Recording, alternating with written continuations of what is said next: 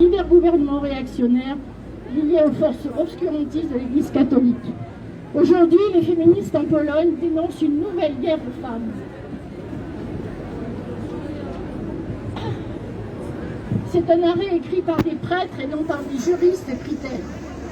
Cette guerre contre les femmes que mène le capitalisme allié au patriarcat en s'appuyant sur toutes les forces obscurantistes religieuses, quel que soit le pays, est l'expression même que tous nos droits pourront être mis en cause à tout moment et gagnés et regagnés uniquement par la mobilisation de toutes et de tous pour l'égalité des droits, sans distinction de couleur, de genre, d'orientation sexuelle ou de religion. Partout dans le monde, les femmes sont au premier rang des luttes pour leur émancipation, mais aussi pour celle de toute la société, comme nous le montrent aujourd'hui les femmes algériennes, tunisiennes, soudanaises, turques, dont nous saluons le combat. Enfin, et kurdes, et toutes les autres. Enfin, toute notre solidarité active doit aller aux femmes migrantes qui fuient la famine, les guerres, les persécutions politiques, les violences locales, les violences domestiques. À elles qui sont confrontées ici dans nos pays à la discrimination sexuelle, au racisme et à l'exploitation. À elles qui souffrent également de nouvelles formes de travail pratiquement proches de l'esclavage, séquestration, prostitution ou trafic. En conclusion, au-delà de nos frontières, ici en Espagne, des milliers de femmes espagnoles, l'année dernière, ont répondu à l'appel de la grève des femmes.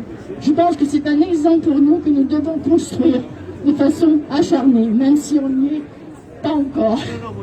Et comme le dit le refrain de l'hymne des femmes, le temps de la colère, les femmes, notre temps est arrivé. Connaissant notre force, les femmes, découvrons-nous des milliers. Merci. Quand, comment et avec qui elles ont des enfants.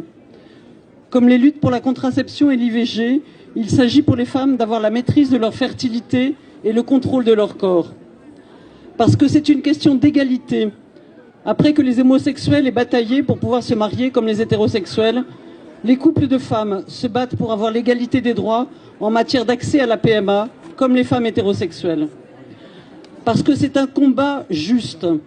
Les opposants à la PMA pour toutes sont les tenants d'une société rétrograde, patriarcale et hétéronormée. Au moment du débat public sur le mariage pour tous, la Manif pour tous s'était mobilisée pour libérer une parole de haine et attiser les violences homophobes. Aujourd'hui, le collectif Marchons Enfants, à Paris comme à Perpignan le 23 janvier dernier, tente de poursuivre dans la même voie d'obscurantisme. Les sénateurs ne sont pas en reste.